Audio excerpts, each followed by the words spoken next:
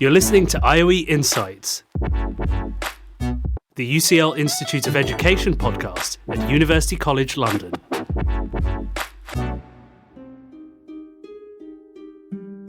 Welcome back, Tooba, for this 5th episode. Currently 35 degrees in London. We are both melting and sweating. We met today in the student center because there is AC and we really need it. That's true, but we need to ignore the heat and focus on today's topic. In this episode, we will talk about our current stage of research, which is writing, the emotional roller coaster which comes with the journey of research, imposter syndrome, and what we're going to do after the PhD.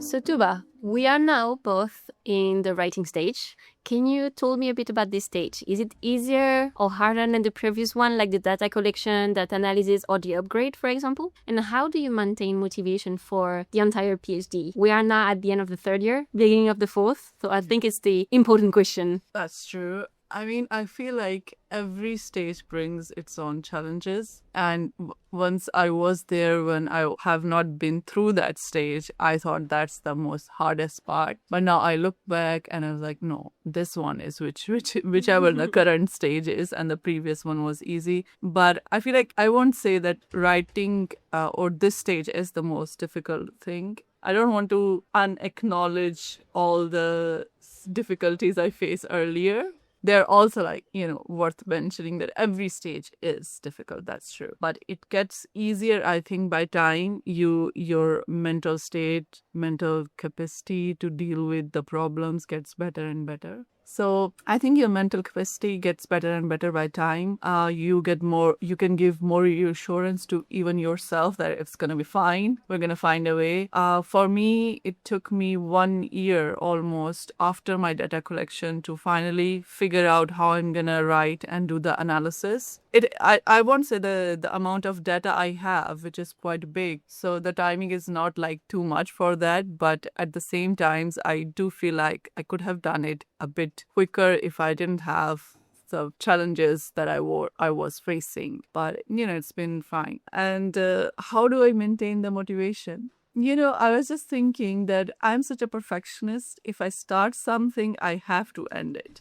That's how I maintain motivation for everything, for cooking a recipe, to going to a tour, to going for groceries, and to do a PhD. It's the same thing. I started this, I have to finish it in order to satisfy my own self, because I don't like quitting things.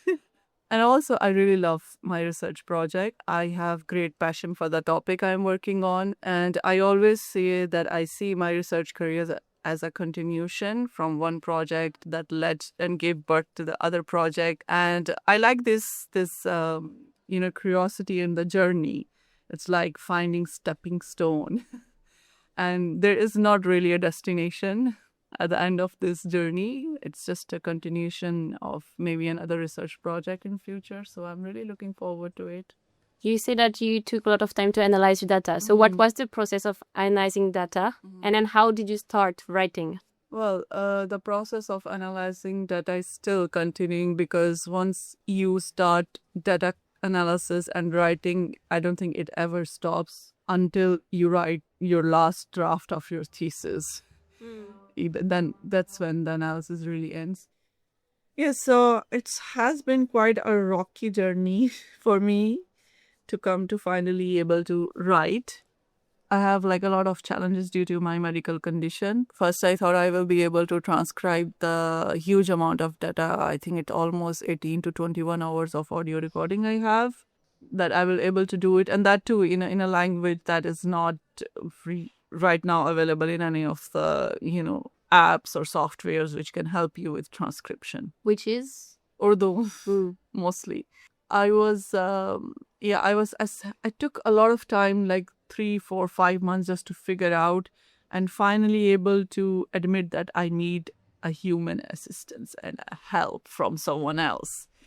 I don't like getting help from anyone. But I finally admit that after a lot of trial and error. And once I have the transcription, it has been such an easy thing. And meanwhile, I was getting this help. I kept on doing what I call audio analysis. Just, the data, listening to the recordings in my headphone all the time and trying to think of what themes can come up. And I think I have came up with many drafts of the themes and structure for my findings. Right now it's the fourth or fifth one, which I'm like, okay, this is better. And every time it does get better. Every time, Of course. I come up with good themes or I organize them in a better way. Now I finally feel like I can tell a story, I can write, and I have started writing. I feel more confident about my data. So this has been a very good, worthwhile journey, even though it started with a lot of challenges. How about you? So after my data collection, I focused on my data analysis. I did some of my data analysis during my data collection. And then I did a second row of data analysis. So it was thematic analysis after my data collection. Just transcribing all the interview was so long, to be honest.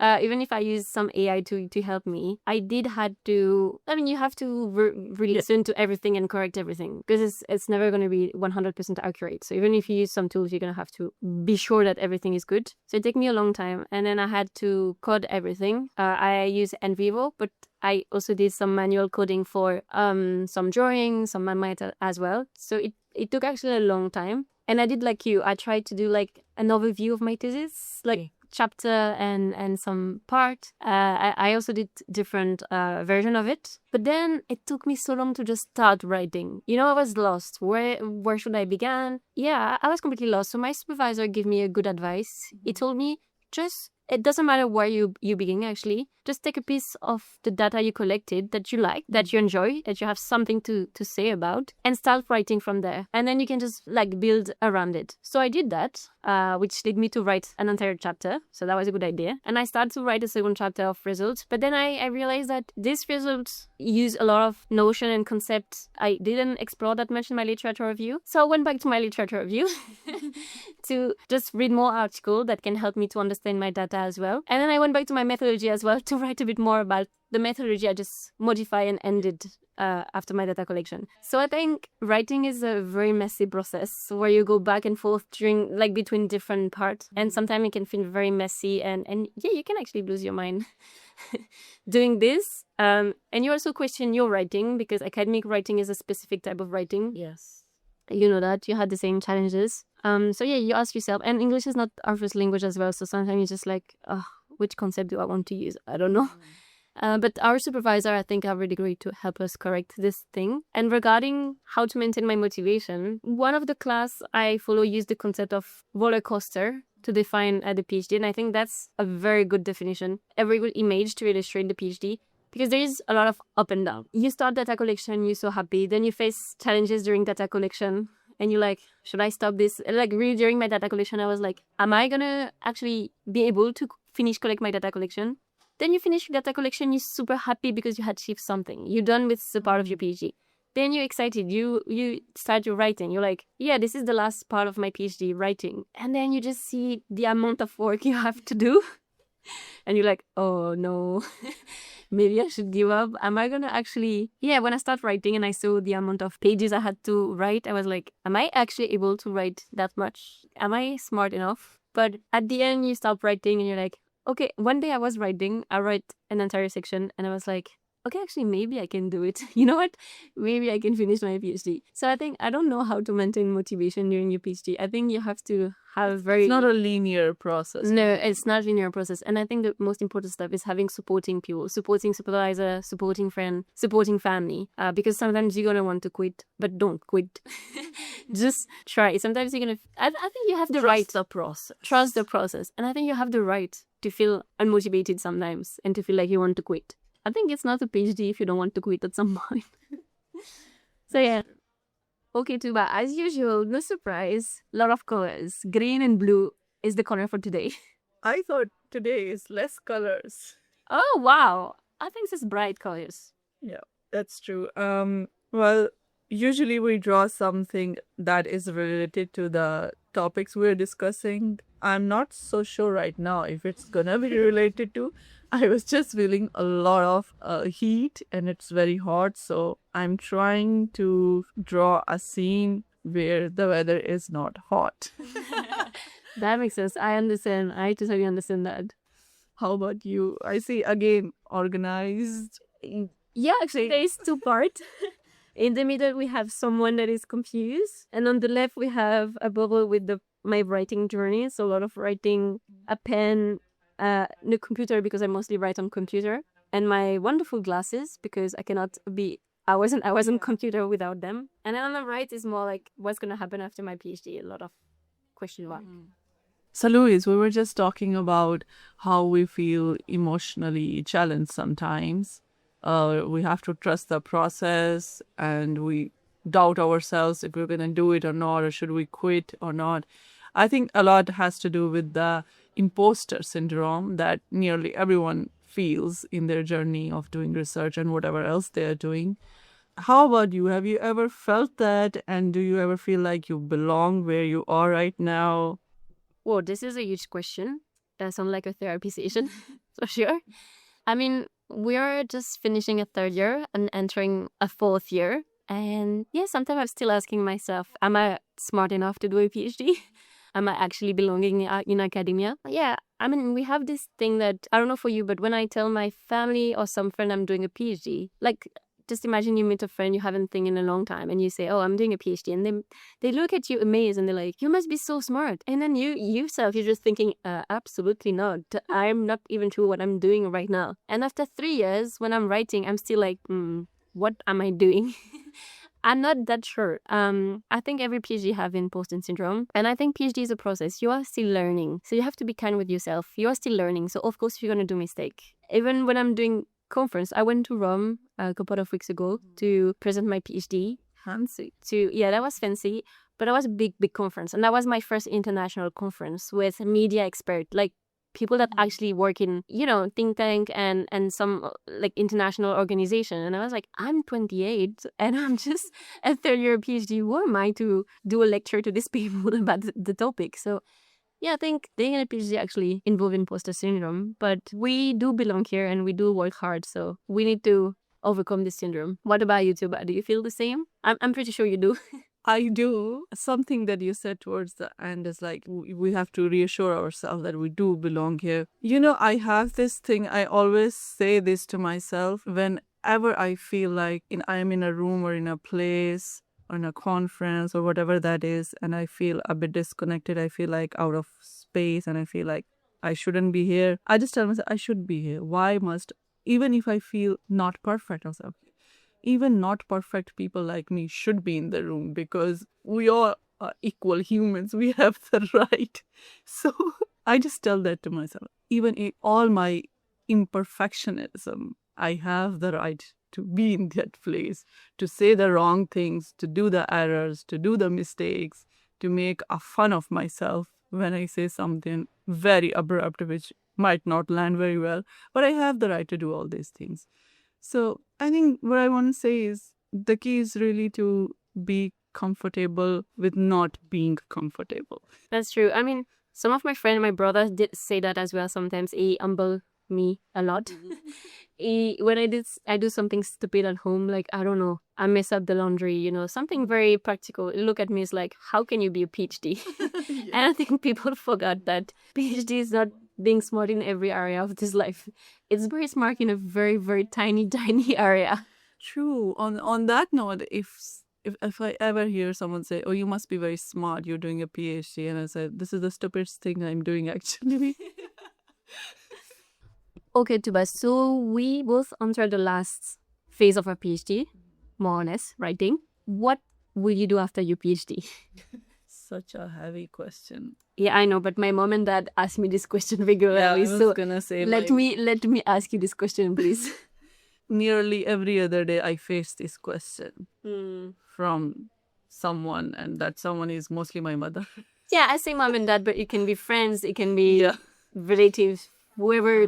What I'm gonna do after the PhD. what I did before, after everything I finished, I try my best. I apply onto jobs, opportunities, and I do my best. I think of a research project. I apply for that, and if I get, I get. Otherwise, I keep trying. That's what I'm gonna do after my PhD. But do you see yourself staying in academia, teaching, researching, or going in private sector? 100% yes, I can see myself in academia, teaching. That was always the plan, to be honest. I started my career as a school teacher as well. But I think I just progressed towards research. And now I want to continue doing both things, research and teaching, and in between doing other things like podcasts and painting. Of course. So that's what it's gonna be like. I don't think of future too much. I don't make big plans. I am much more of a believer of that I'm gonna find out when I reach there.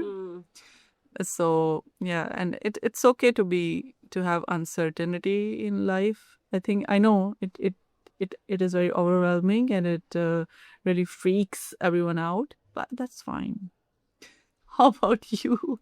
I don't think you also have a solid plan, but No, I mean, yeah, when someone asks me the question, I freak out, a lot of anxiety, because, well, you cannot be sure. Like, job market is not that good right now, to be honest. Not just in London, but everywhere. There's a lot more people in academia as well, so more competition, that's for sure. And you don't know, it depends on opportunity you're going to meet along the road. So I always say that depends on opportunity. When my dad asks me, what are you going to do after your PhD? But of course, people are scared for us, not scared. concerned. Concerned, yeah. They're more concerned for us, like what's going to happen after the PhD. But I do have a plan because I'm organized.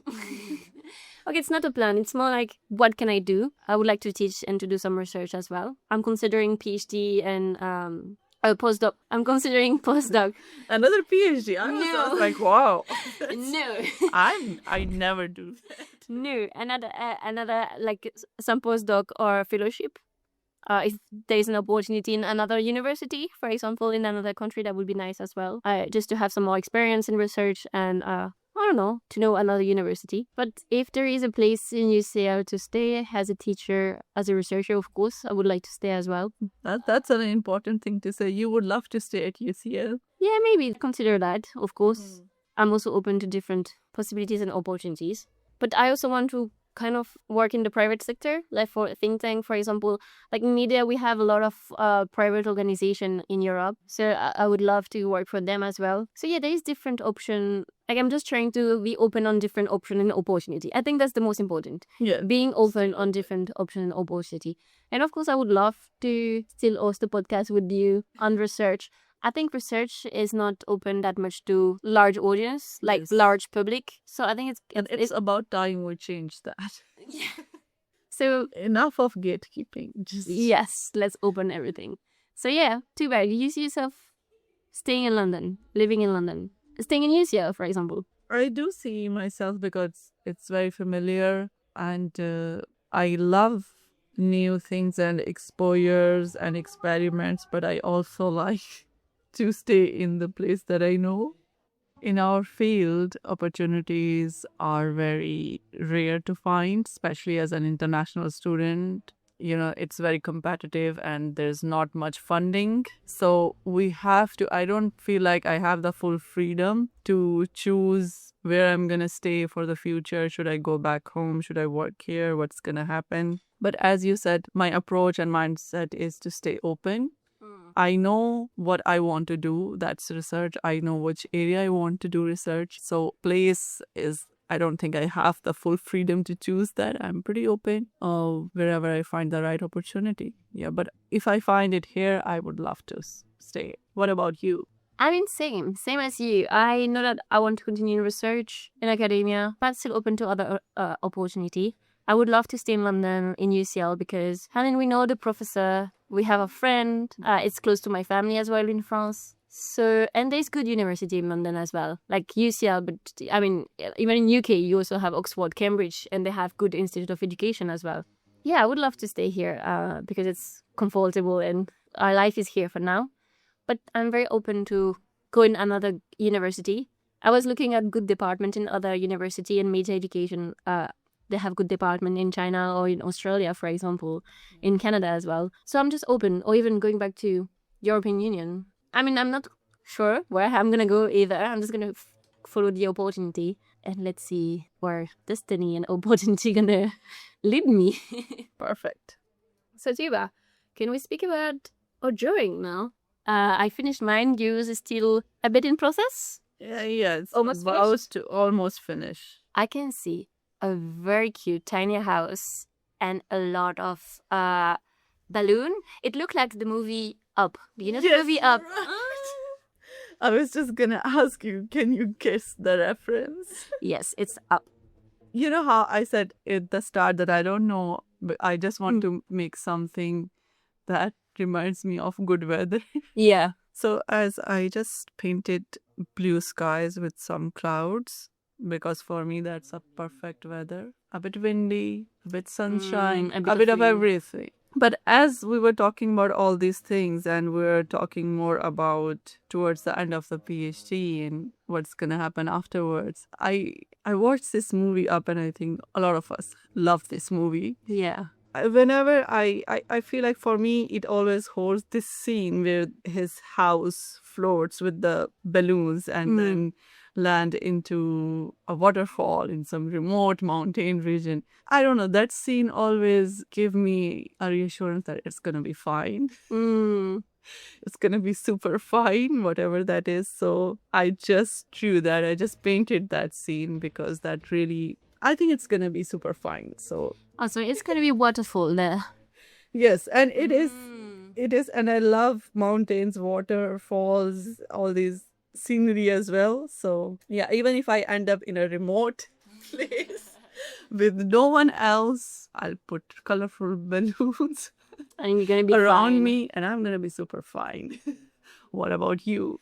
Well, as I say, I put the confused smiling because I'm confused about my writing, confused about what I'm going to do after my PhD. I put a bubble with future and question mark because, well, as we say, we don't know what's going to happen. A bubble with writings, computer glasses, pen. And I put, on both sides of my drawing, I put a sun and a thunderstorm. Cool. Thunder and clouds. I don't know. Because I think that's what the PhD is about. Sometimes it's very sunny. You're so happy you're doing a PhD. You're proud of yourself. And sometimes you're like depressive episode and you're like, should I quit? And then around the little face, I put a lot of stickers. Yeah. Color stickers. Because it's everything that is like every thought that is around you. So positive, negative thought, you're always thinking about your PhD, what's you going to do after, what's you going to write. I mean, PhD is just all around you. Like, even at night, sometimes I'm like, woo, this is a good idea. I'm going to put it there.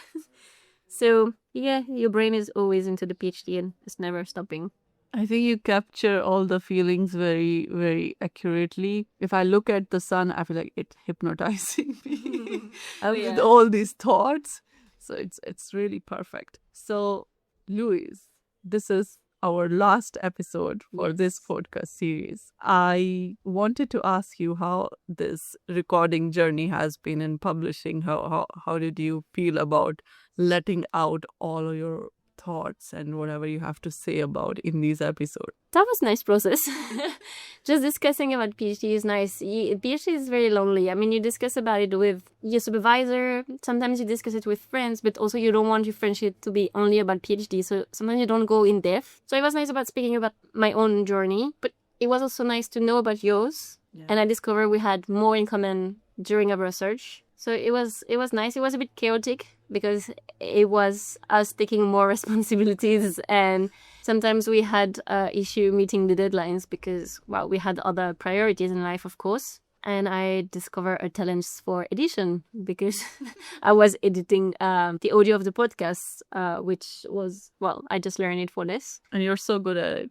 Thank you. I try my best. What about you? Well, I discovered that I can write blogs. And you're very good about it. I like your narrative writing. Thank you. And I really, it was a bit of sometimes difficult to manage, find time to record and schedule and everything. But I was really waiting for it to end, to be honest, because I was like, here we go again. I committed to something. that maybe I shouldn't have, but I think it was perfect. And also, we really had this therapeutic sessions. I think 5 of them. Painting, I love painting, and I don't think I have time otherwise to regularly paint if we were not doing the podcast. So I really appreciate us taking this initiative. And yeah, it's been quite nice. We're a good storyteller. We're gonna just compliment each other. And also thank you to all the listeners who listen to it, and we have received a lot of appreciation through email within IOE from our friends and family. So we still have a lot to learn, of course. This was our first take on podcasting and writing blogs, and we don't know if it was the last one, to be honest. We're going to find out.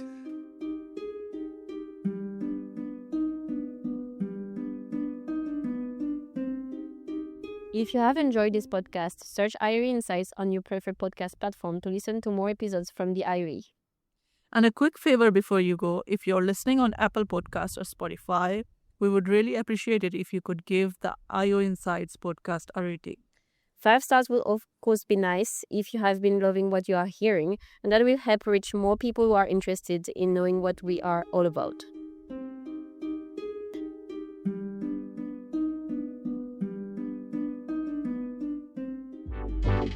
Thanks for listening. Search IOE Insights for more podcasts from the IOE.